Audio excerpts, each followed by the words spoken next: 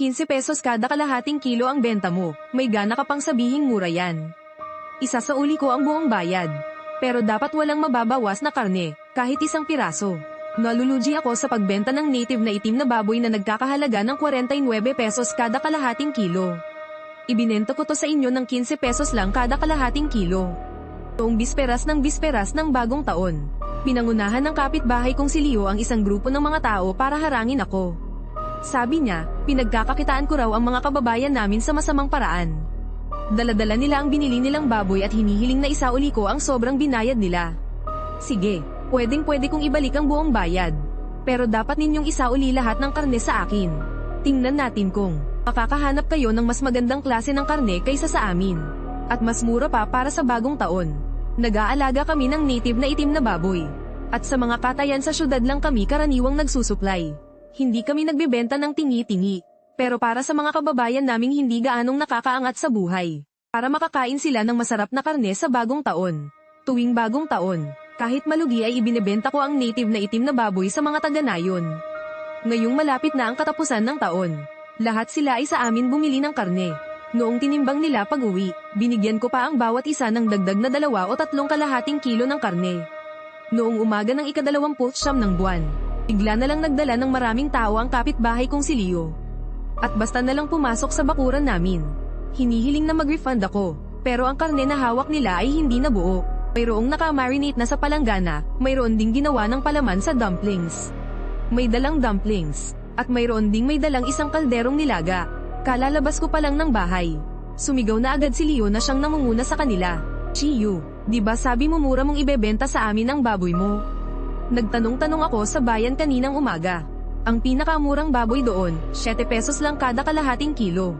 Magkano ang benta mo, ha? Nagbebenta ka ng 15 pesos kada kalahating kilo. Mahigit doble ang mahal ng sayo kumpara sa kanila. Nagtanong-tanong na rin ako tungkol sa presyo sa palengke. Talagang ang benta ko ang pinakamura sa buong bayan. Mahal talaga ang baboy sa pangkalahatan ngayong taon, Aling Leo. Pwede po kayong magtanong-tanong sa iba. Ang ordinaryong baboy ay nasa 16 na piso na po kada kalahating kilo. At saka, itong tinda ko ay native na itim na baboy. Ang presyo nito sa palengke ay mahigit 40 pesos kada kalahating kilo. Sa presyong ibinibenta ko sa inyo, luging-lugi na ako. Ngunit hindi pa rin nagpaawat si Aling Leo. Nakita ko kaninang umaga sa pwesto ni Wang Mazi, may tinda silang baboy. 7 piso lang kada kalahating kilo. Ang pwesto ni Wang Mazi ay kilalang kilala sa pagiging marumi. Kilala rin sila sa pandaraya sa timangan. Habang sila'y nag-uusap, biglang nagsimulang maglabas ng kanyang mga hinaing si Leo. Halos mabali na ang mga binti ko. Tingnan ninyo itong mga kamay ko, bitak-bitak na parang balat ng kahoy. Puro peklat at dugo, patong-patong na. Araw-araw, bago pa man sumikat ang araw, nasa bukid na ako. Sa gitna ng hangin at ulan, nakaharap sa lupa, nakatalikod sa langit.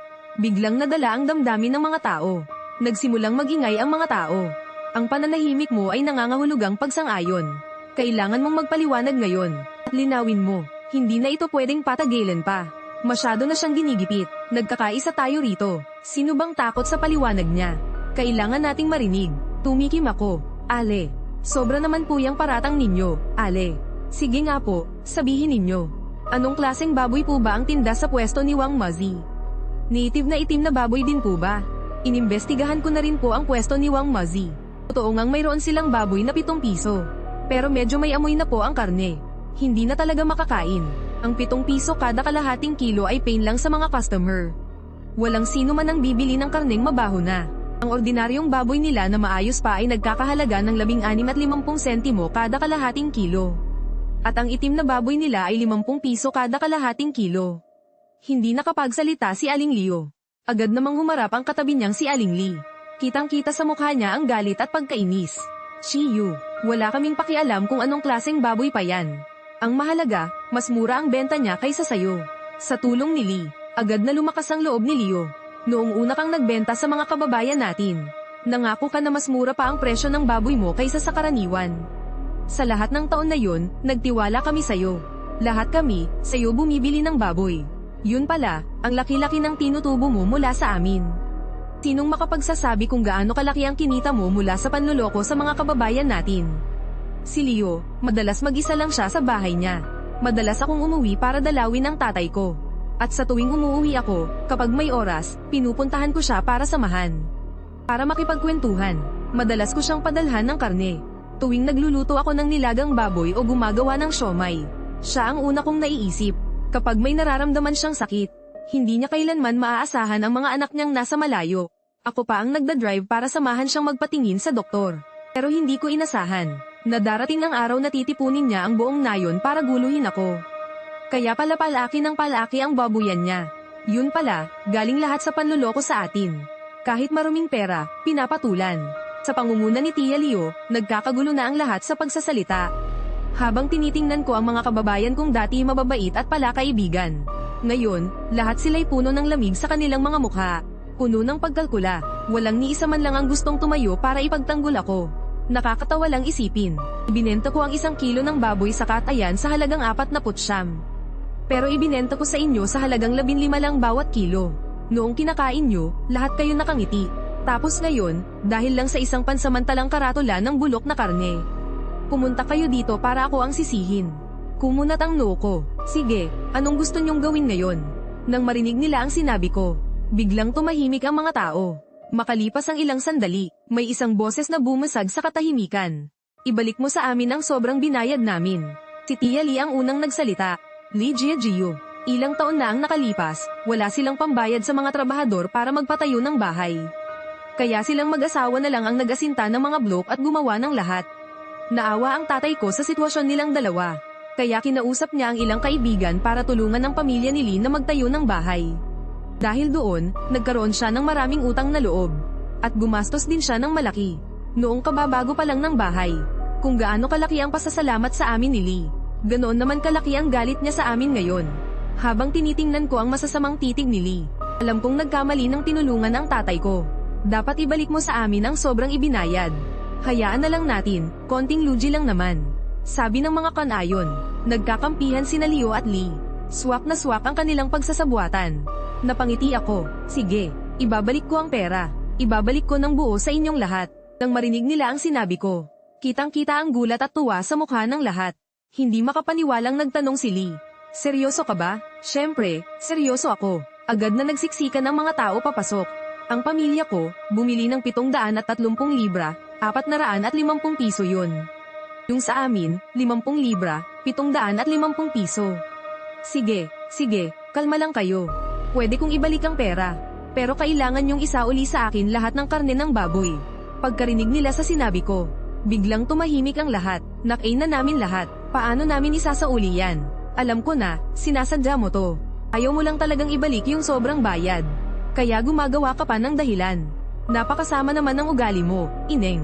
Palibhasa'y tuso, pumalakpak ako ng malakas ng 2 beses. Makinig kayo. Alam kong nagawa nyo ng pang-dumpling o niluto na. Walang problema, kahit dumplings pa yan, o nilaga, o kahit tinapa na. Isauli nyo pa rin. Kung gaano karami, yun ang tatanggapin ko. At ibabalik ko ng buo ang perang ibinayad ninyo sa akin. Pagkarinig nila sa sinabi ko, biglang nag-ingay ang mga tao. Ika-29 na ngayon. Saan pa ba sila makakabili ng karne? Bawat isa sa kanila ay halatang nag-aatubili. Dahil sa totoo lang, alam na alam nila, na kapag isinauli nila sa akin ang karne, hindi na sila makakabili pa ng baboy na mas maganda kaysa dito. Kaya lang, may nangunguna sa kanila ngayon. Kaya sayang kung hindi sila sasabay.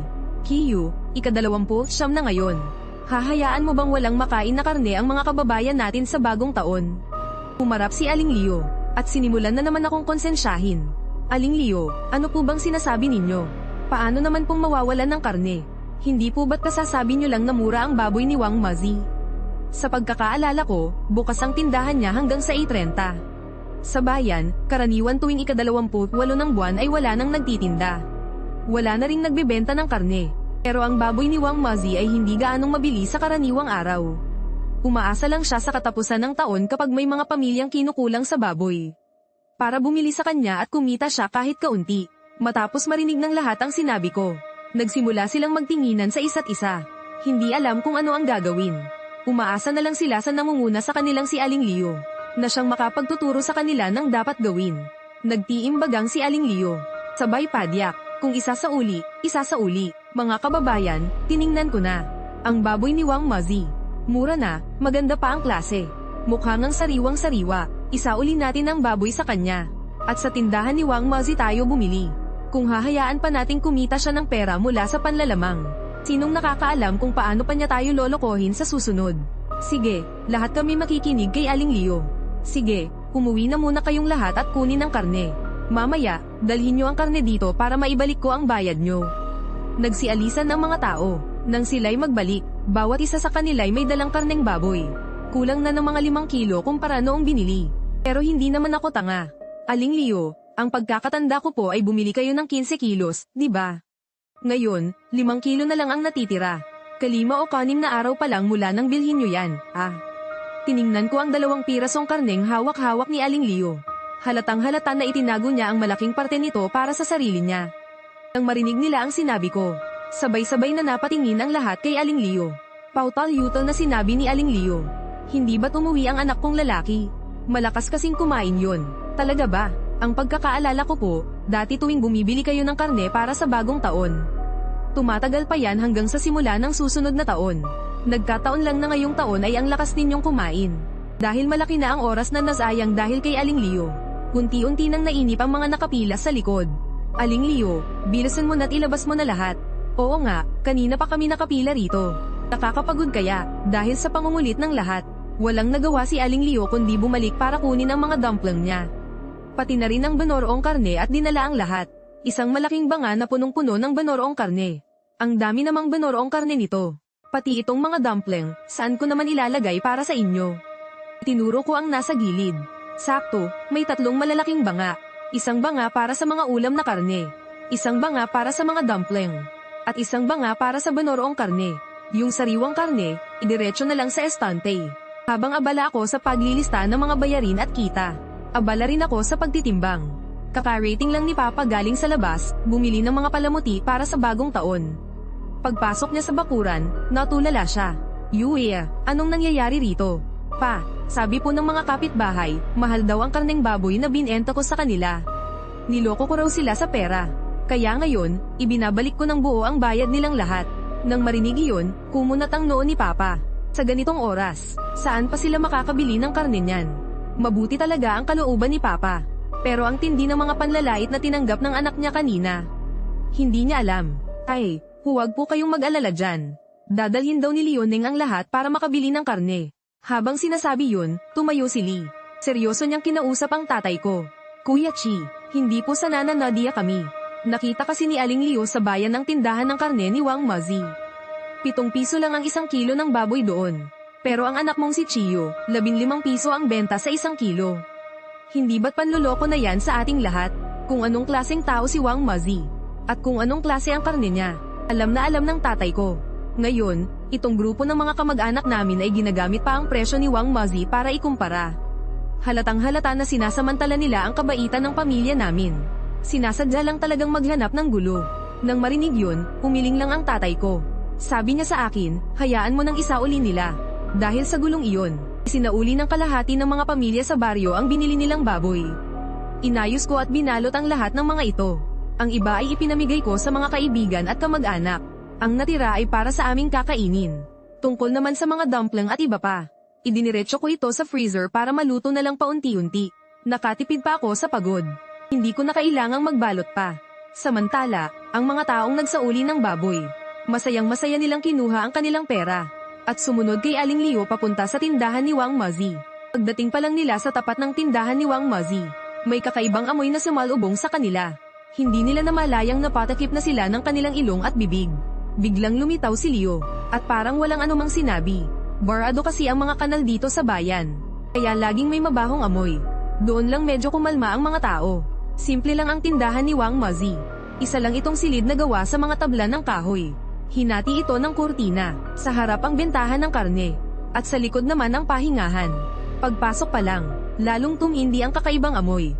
Ngayon lang siya nakakita ng ganito karaming customer. Sa sobrang tuwa, nabulunan ng tubig si Wang Mazi. Umubo siya ng ilang beses. Dali, pasok kayo. Pumili lang kayo kung anong gusto nyo. Nang buksan niya ang ilaw para sa mga sariwang paninda sa itaas. Ang mga karne ng baboy ay nagmukhang mamula-mulang lila. Halos hindi na makilala ang tunay na kulay nito. Boss Wang, pwede bang patayin itong ilaw? Hindi namin makita ng maayos ang kulay ng karne. May isang humiling mula sa mga tao. Pero, ang mga ilaw na ito ay para pagtakpan ang kulay ng sirang karne. Kaya paanong papatayin ni Wang Mazi ang ilaw? Napangisi si Wang Mazi. Hindi niyo po kasi alam. Pangit po kasi ang pagkakagawa ng pwesto ko. Hindi po napapasok ng sikat ng araw. Kaya masyadong madilim sa loob. Wang Mazi, nakita ko mayroon kang baboy na 7 piso kada kilo. Nasaan ang karne? Nang marinig niyang may gustong bumili ng murang karne, agad na sumimangot si Wang Mazi. Aling Liu, kakaunti na lang po ang ganoong klase ng karne. Tingnan niyo na lang po kaya itong mga ito. Lahat po ito ay bagong katay ngayong araw. Sariwa at maganda ang kalidad. Lumapit ang lahat para tingnan. Ang tinutukoy na baboy ni Wang Mazi ay salaitan ang taba at laman. O mas tamang sabihin na halos puro taba na ito. Pagkano itong karne mo? Tanong ni Liu. Nang makita ni Wang Mazi na maraming tao, agad siyang nagsalita. Ale, ang presyo po talaga nito ngayon ay 29 na piso at 70 sentimo. Alam ko namang hindi madali ang buhay para sa ating lahat, kaya bibigyan ko kayo ng kaunting diskwento. Nang marinig ito, napuno ng pag-asa ang mga mata ng lahat. Napangiti siya ng may kasiyahan. 17 piso na lang kada kilo. Maliit na lang din ang tubo ko riyan. Sabi ni Wang Mazi, puno ng hindi makapaniwalang bulungan ang mga tao. Ano, hindi ba mura ang baboy mo? Anong klaseng baboy to? Bakit ang mahal naman? Mga kabayan, kumalma lang kayo. Itong baboy ko ay garantisadong native pig na dumaan sa quality check. Mahal ang karne ngayong taon. Mura na nga ito, sabi ni Wang Mazi sabay baliktad sa karne ng baboy. Para ipakita sa lahat ang tatak ng quality inspection sa balat. Pero ang totoo, 1 taon nang hindi ginagamit ang tatak na yan. Mahigit 1 taon nang nakaimbak ang mga karneng iyan. Ang sariwang black native pig ng iba, binibenta lang ng 15 pesos ang 1 kilo. Tapos itong ordinaryong native pig mo, 17 pesos pa. Sa sandaling iyon, biglang napagtanto ng lahat, na talagang mura pala ang sariwang black native pig na tinda ko. Aling Li, huwag po kayong magbiro. Paanong magiging 15 pesos ang 1 kilo ng black native pig? Mayroon din akong black native pig dito. 50 pesos ang 1 kilo. Tingnan ninyo, mas maganda ang kalidad ng karne ng black native pig kaysa sa ordinaryong baboy. At mas malasa pa itong kainin kumpara sa ordinaryong baboy. Mapagkukumpara ba yan? Bumili ka ng 1 piraso at subukan mo pag-uwi. Sabi niya sabay kuha ng kutsilyo para hiwain ang karne ng black native pig. Sa takot ni Li, sunod-sunod niya itong pinigilan. Nagtingin-tingin ang mga tao sa pwesto ng karne ni Wang Mazi. Ang pinakamura ay ang ordinaryong baboy na nagkakahalaga ng 17 pesos kada kilo. Walang kahit isang gustong bumili. Nang makitang hindi pa umaalis ang mga kababayan niya, medyo nainis si Wang Mazi. Mga kabayan, kung bibili kayo ng karne, welcome na welcome kayo. Pero kung hindi naman kayo bibili, pakialis na lang po kayo. Huwag ninyong abalahin ang negosyo ko. Sa puntong iyon, sa wakas ay nataranta na ang mga tao. Pinalibutan nila si Liu. Liu, anong gagawin natin ngayon? Oo nga, naisauli na namin ang lahat ng karne galing kina Liu Qiyu. Ano nang gagawin natin ngayon? Hindi naman pwedeng wala tayong karne para sa bagong taon, di ba? Nag-isip sandali si Liu. Hanggang sa wakas ay may naisip siyang paraan. Hanapin na natin si Qiyu ngayon din. Bilhin nating muli ang karneng isinauli natin. Sa pagkakataong ito, sundin na natin ang sinabi niyang 15 yuan kada kilo. Pagbigyan na nating lahat siya. Ang mahalaga, maidaos muna nating lahat ang bagong taon. Pagkatapos na ng bagong taon, saka natin siya kakausapin ng maayos. Hindi masaya ang mga tao. Ano ba naman to? Pabalik-balik lang tayo. Oo nga, Liu, hindi ka man lang kasi nagtanong-tanong muna. Tumayo si Li para ipagtanggol si Liu. Huwag nyo nang sisihin si Liu. Normal lang naman na tumaas bumaba ang presyo ng baboy. Di ba't ganoon talaga? Wala na tayong mahanap na baboy na 7 yuan kada kilo, di ba? Kung may dapat sisihin sa nangyari ngayon, si Qiyu yun. Kung hindi siya nagpatong sa presyo, isasauli ba natin ang karne? Sinwerte lang talaga siya. Nagkataon lang na wala tayong mabilhan ng maayos na baboy. Agad na sumunod ang lahat kay Liu paalis sa tindahan ng karne ni Wang Mazi. Pagbalik sa baryo, dinala ulit ni Liu ang mga tao sa bahay ko. Nagkakabit ako noon ng mga makukulay na papel at maliliit na parol sa bakuran. Pero sa pagkakataong ito, wala na ang tapang na ipinakita nila noong una silang sumugod sa akin. Nakangiting pumasok si Liu. Qiyu, nagkakabit ka pala ng mga parol. Liu, bakit po kayo naparito? At kasama niyo pa ang napakaraming tao. Nag-atubili ng sandali si Liu. Pagkatapos, pautal-yutal siyang nagsalita. Qiyu, napag-isipan na namin. Magkakapit bahay naman tayong lahat. Ilang yuan lang naman ang pinagkaiba sa presyo ng baboy. Sa iyo na lang kami ulit bibili ng karne. Saka isa pa, Naisauli na namin sa'yo ang napakaraming tinagtad na karne. Mahihirapan ka nang ibenta yon ulit, di ba? Sa pananalita ni Leo, para bang iniisip niya ang kapakanan ko. Pero ang totoo, para lang talaga yun sa sarili nilang interes. Nako, Tio Leo, sayang naman. Kasi yung mga karne, pagkatanggap ko, pinamigay ko na agad sa mga kamag-anak at kaibigan ko. Kiyu, sa loob lang ng kalahating araw. Bakit mo naman ipinamigay lahat? Oo nga, paano na to? Bigla na namang nagumpisang magkagulo ang lahat. Biglang tumayo si Lee at nagsalita. Kiyu, di ba't marami pang baboy sa baboyan ninyo? Nang marinig ang sinabi ni Lee, agad na natahimik ang lahat, at napatingin sa akin na puno ng pag-asa. Aling Lee, may nakatakda na po talagang bilang ng baboy na ibebenta namin sa mga taga-nayon para sa bagong taon. Ngayong nakatay na ang mga baboy para sa bagong taon, wala na akong karneng maibebenta sa inyo. Pagkasabi nyon, nagpatuloy ako sa pagsasabit ng mga parol. Nang makitang walang karne para sa bagong taon, sinimulan ng lahat na sisihin si Aling Leo. Aling Leo, kung hindi mo lang kami pinuntahan para sabihing mababawi natin yung diferensya sa presyo. Hindi sana namin isinauli ang mga karne. Ang ganda-ganda na nga ng karne. Pinilit mo pa kaming lahat na isauli. Leo, anong gagawin natin ngayon? Biglang tumakbo si Leo sa harapan ko, at hinawakan ang kamay ko. Kiyu, bakit hindi pwedeng katayin ang mga baboy sa baboyan mo? Iba ba yun sa karneng ibinenta mo sa amin? Pagkasabi ni Leo yun, napabailang ang tingin ng lahat sa akin. Sinamantala ni Leo ang pagkakataon para lalo pa akong suron. Sa tingin ko, ang ibinenta mo talaga sa aming lahat ay yung mga pangit na klase ng baboy. At yung mga dinadala mo sa mga pabrika, yun siguro yung mga tunay na Black Earth Pig, di ba? Siguradong ganun nga, kung hindi, bakit hindi pwedeng katayin ang mga baboy sa baboyan? Sa pagkakataong iyon, tumayo na rin si Aling Lee. Bitawan mo muna ako, ipinipiglas ko ang aking braso. Pero mahigpit pa ring hawak ni Leo ang palso ko at ayaw bumitaw. Sinamantala ko ang pagkakataon at hinawakan ng isa sa mga gitnang daliri ni Leo. At mariin kong ibinali, habang umaalingaw ang sigaw ni Leo sa bawat sulok ng bakuran. Array, array, array. Bitaw, gusto